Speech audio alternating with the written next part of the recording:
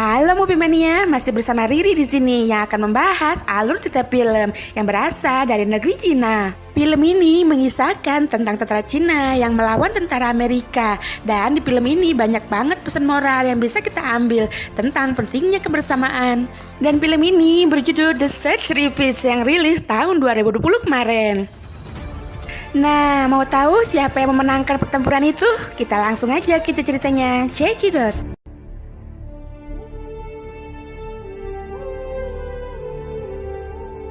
Scene awal diperlihatkan seorang tentara yang sedang mengawasi jembatan dengan teropongnya. Pria ini bernama Kuan dan dia berbakat sersan di sini. Kuan ini rada sedikit keras kepala dan juga barbar. Ini terbukti dari cara dia yang tidak menghargai atasannya saat Letnan Chang memberikan perintah dan strategi perang. Kuan hanya melempar kertas itu menjadi mainan. Sebelumnya di film ini menceritakan pada tahun 1950 Juni Perang Korea pecah, dan pada tanggal 27 Juni ketujuh Angkatan Laut AS berlayar ke Keelung Taiwan, di mana tentara AS melakukan operasi pengintaian dan patroli juga latihan tempur. Lalu pada tanggal 15 September tentara ke-10 AS mendarat di Incheon guna bergabung dengan PBB dan mengirim ribuan serangan mendadak menyerang wilayah Cina. 燃至鸭绿江边，我国的领土主权和人民的生命安全。 Dan pada saat Cina hendak menyerang balik, Cina mendapatkan pro dan kontrak dari pemerintah Korea Utara. Namun setelah berunding cukup lama, akhirnya Korut memberikan izin. Dan pada tanggal 25 Oktober, pasukan Cina menyerang musuh setelah mulai masuk Korea Utara, lalu memulai pencarian untuk membantu sekutu Korea melawan Amerika.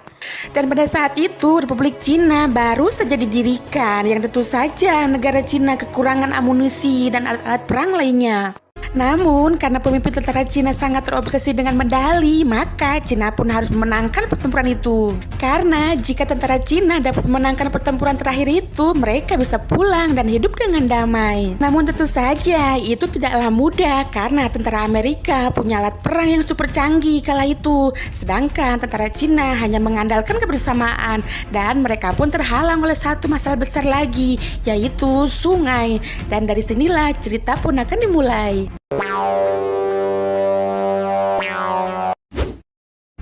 Dan kita balik lagi ke Kuan yang sedang mengamati keadaan. Sementara di tempat yang berbeda, Letnan Yang dan anak buahnya sedang membangun jembatan. Sementara di sisi lain, Letnan Gao sedang menerima laporan dari anak buahnya bahwa pasukan tentara utama harus segera menyeberang ke Kumsong. Sedangkan jembatan belum juga selesai karena kurangnya tenaga. Jadi di sini tuh ya mereka tuh terbagi beberapa kelompok. Ada bagian meriam, ada bagian informasi, ada bagian perang yaitu tentara utama, dan ada juga bagian membuat jembatan, yaitu yang dinamakan kelompok Jenny. Namun salah satu anak buah Letnan Gao nggak terima kalau disuruh membuat jembatan karena tujuan mereka itu buat berperang, bukan membuat jembatan. Dan tentu saja perkataan anak buahnya itu membuat Letnan Gao marah karena tanpa jembatan tersebut tidak mungkin mereka bisa sampai ke markas musuh karena hanya itulah cara satu-satunya. Dan tak lama berselang, pesawat pengintai AS pun datang dan langsung membombardir tentara Cina, juga menghancurkan jembatan yang sudah mereka susah payah bangun itu. Dan ini yang kesekian kalinya tentara Amerika menghancurkan jembatan itu, namun tentara Cina dengan cepat segera memperbaikinya. Dan karena ledakan tersebut, sinyal pun mati dan Letnan Gao pun menyuruh anak buahnya untuk mencari tebing guna mencari sinyal sambil mencari informasi kalau saja pesawat AS itu muncul lagi.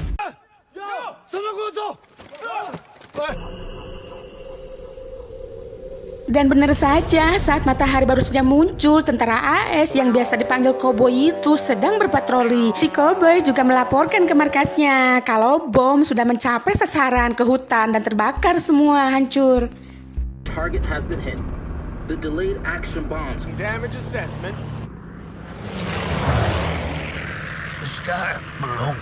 Lalu si koboi berkata kalau Cina itu hanya makan menggunakan 2 ranting saja. Senjata mereka juga terlihat konyol, bahkan Cina tidak bisa membuat sepeda. Namun hal yang mengejutkan dirinya, kalau tentara Cina itu terus saja membangun jembatan itu. Si koboi sudah merasa muak karena serasa tidak memiliki pekerjaan lain selain menghancurkan jembatan. And my mission seemed to never end. See you whenever. Dan saat mereka asik muter-muter sambil ngebacot, tanpa mereka sadari, meriam mati pesawat milik tentara Cina sudah siaga dan langsung mengenai salah satu pesawat mereka.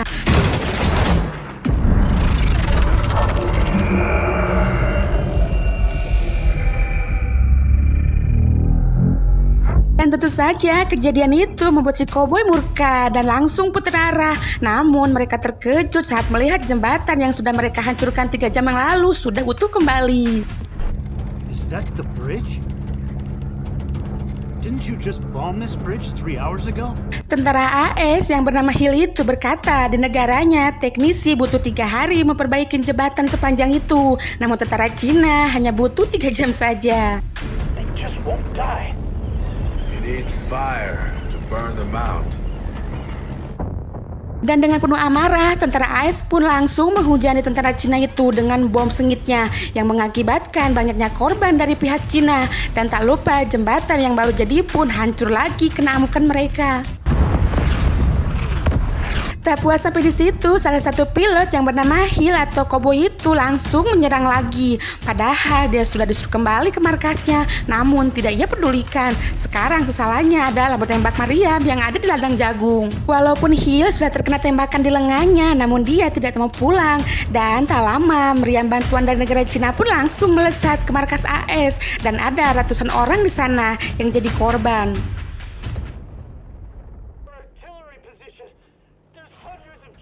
Di sini salah satu tentara AS ciut mentanya karena gak mau mati di sini katanya. Namun berbeda dengan Hill, meskipun sudah terluka dan tanpa izin dari atasannya, dia tetap ngotot menyerang markas Cina dan membabi buta sendirian. Kelompok meriam Cina bahkan harus hancur kena bom Hill alias koboi itu. Namun dirinya juga harus kembali kena tembakan oleh meriam Cina yang kedua kalinya.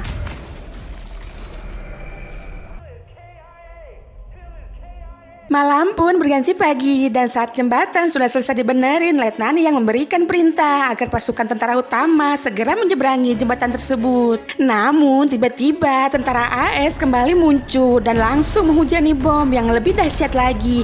Jembatan itu pun lagi-lagi hancur dan lagi-lagi diperbaiki kembali. Aduh, saya sampai pegal membahas jembatan ini terus.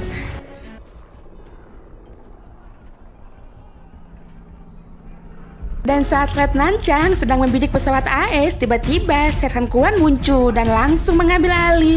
Lalu dengan barbarnya dia menembaki pesawat AS tersebut. Namun untung saja kena, kalau tidak bisa rugi. Soalnya sisa meriam sisa 28 biji lagi. Dan di sini Letnan Chang dan Sersan Kuan kembali berselisih lagi karena Letnan Chang tidak mau menuruti perintah Sersan Kuan dengan alasan Kuan sudah bukan komandannya lagi, dan itu membuat Sersan Chang marah dan mengoceh-ngoceh sendirian gak karuan.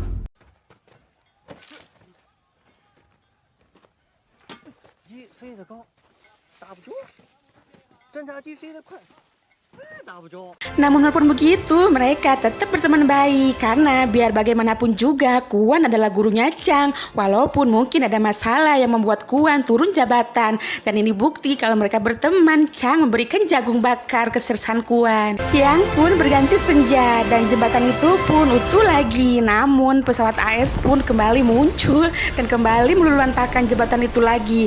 Tentara Cina pun tak tinggal diam dan kembali membenerin jembatan tersebut dengan memanfaatkan alat seadanya. Bahkan mereka sampai rela nyebur ke sungai demi meraih sisa kayu yang bisa mereka gunakan. Namun tentara AS tidak memberikan mereka napas, dan sekarang sasaran mereka adalah penembak meriam yang ada di Kebun Jagung. Dan saat tentara Cina sedang siaga, tiba-tiba muncullah tentara AS yang membabi buta menyerang tentara Cina. Namun kali ini mereka fokus ke arah tentara meriam yang dipegang oleh Kuan. Namun karena kurangnya amunisi, Kuan pun terpaksa harus menegang nyawanya dan tewas kena bom tentara AS.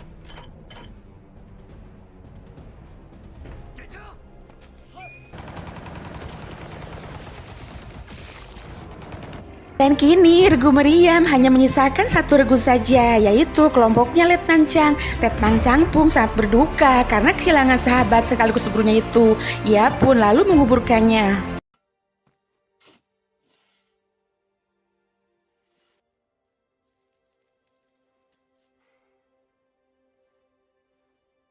Dan dengan sisa peluru 41 biji lagi, Letnan Chang nekat menembaki ke arah pesawat AS yang ternyata pilotnya tersebut masih dipegang oleh Hill yang gak jadi tewas saat ditembaki tadi.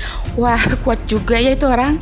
Namun kali ini Hill lebih waspada, gak sebarbar tadi yang main asal serang saja. Kali ini dirinya tetap mengintai tanpa menembak. Sampai akhirnya Letnan Chang menyalakan api guna memancing Hill agar datang ke arahnya tanpa ia sadari kalau itu adalah aksi bunuh diri. Namun mau gak mau itu harus dilakukan karena waktu terus berjalan dan pasukan Cina pun harus segera menyeberang dengan waktu yang sudah ditentukan karena kalau tidak tentara Cina bisa dinyatakan kalah.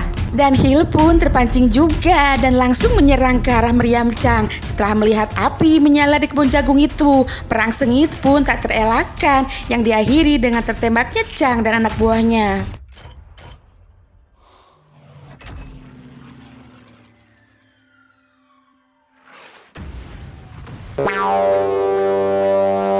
Chang pun terpaksa harus kehilangan kaki dan tangannya karena kena bom oleh Hill. Namun dengan segenap nyawa yang masih tersisa, Chang pun pergi mengambil amunisi yang tersisa cuma 3 biji lagi.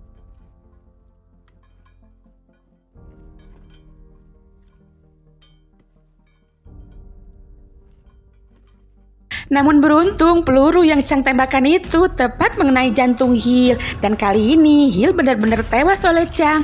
Namun Chang pun dengan memilukan harus sekarat di atas meriam itu karena kehabisan darah. Dan sekarang 2 regu meriam itu sudah gak bisa menjadi tameng lagi.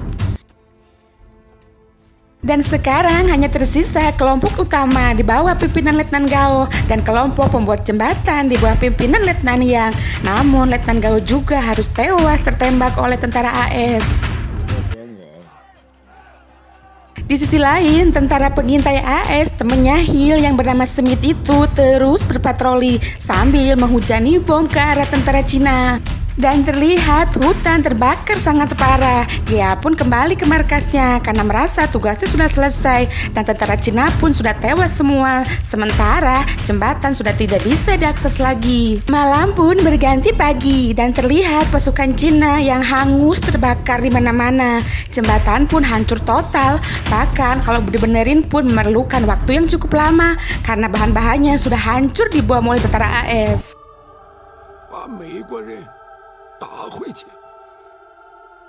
Namun mereka tidak menyerah. Kelompok pasukan Jenny pun yang tersisa berlarian ke arah sungai guna menopang jembatan dengan tubuh mereka sendiri agar pasukan utama bisa melewatinya. Di sisi lain, saat tentara AS yang bernama Smith itu hendak kembali ke markas, atasannya malah menyuruhnya kembali lagi ke jembatan itu lagi guna mengecek ulang yang terjadi. Awalnya Smith sempat menolak karena dia pikir jembatan itu sudah benar-benar ia hancurkan bersama Hill. Dan alangkah terkejutnya Smith saat melihat jembatan itu sudah berdiri kembali, padahal dirinya sudah meluluhlantahkan jembatan itu setengah jam yang lalu. Dan di sini ini adalah momen yang paling mengharukan, yang mana tentara Cina saling pangku dan menopang satu sama lain agar jembatan itu bisa berdiri dan bisa dilewati oleh pasukan utama. Walaupun sebagian di antara mereka banyak yang tewas tenggelam karena kelelahan, dan jembatan tersebut benar-benar jelas terbuat dari tubuh manusia. Sampai akhirnya pasukan tentara utama pun bisa melewati sungai itu. Di sini Smith pun hanya bengong dan terlihat sangat terharu melihat semangat dan kerjasama mereka yang tanpa menyerah.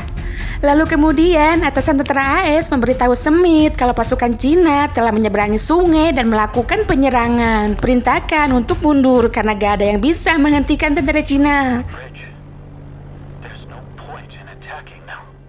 Di sisi lain diperlihatkan jasadnya Letnan Chang yang berdiri di sisi meriamnya yang tanpa lengan dan tanpa kaki, yang membuat momen itu diabadikan menjadi patung bersejarah oleh pemerintah Cina seperti sekarang.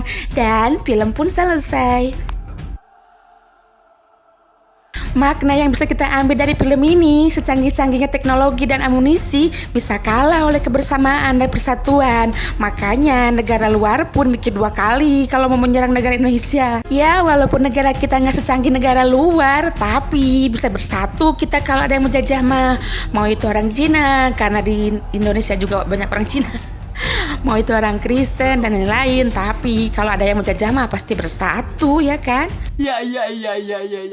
Oke deh, terima kasih buat kalian yang udah nonton. Dan jangan lupa like dan subscribe ya, biar Mimi tambah semangat bikin video lagi. Thank you, annyeong.